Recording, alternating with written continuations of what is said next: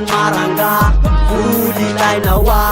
Voly ilainy gôva Voly ilainy gôva Volavola ihany Volavola hatrany ny olona kekimbola ny olona matim-bola Volan maranga Voly ilaina hoa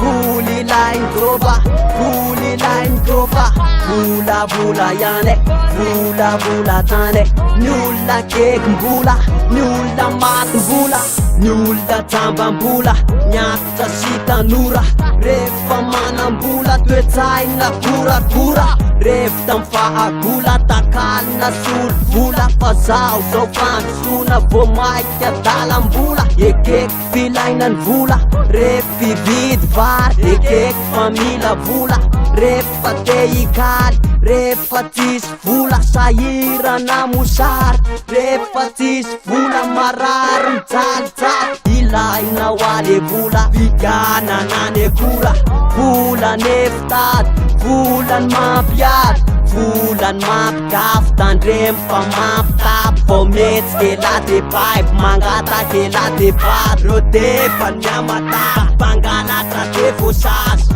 volany fiainanao fampinao le namanao ka oento fahendrena reo vola sy arena ialao zay fitiavatena fomeo zay mahonena volany maranga voly ilaina hoa voly ilainy gôva voly ilainy gôva volavola ihany volavola hatrany ny olona kekimbola ny olona matim-bola volany maranga voly ilaina hoa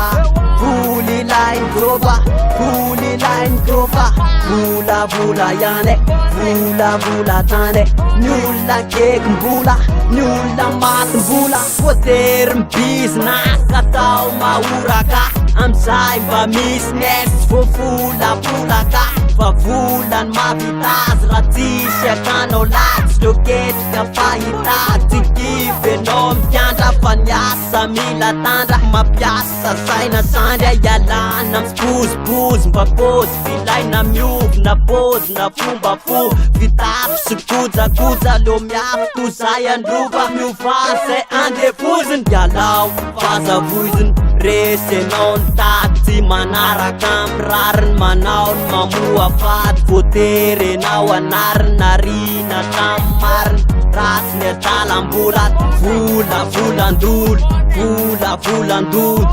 volavolandoka tandremy fa mampafoka vola ho afy tady tadiafy amin'ormy ialao ny mamoa fady tafity anao miariny tafita amirariny volany maranga voly ilaina hoa voly ilainy gôva voly ilainy gôva volavola ihany volavola hatrany ny olona kekimbola ny olona matim-bola volany maranga voly ilaina hoa voly ilainy gôva voly ilainy gôva volavola ihany volavola hatrany ny olona kekimbola ny olona matim-bola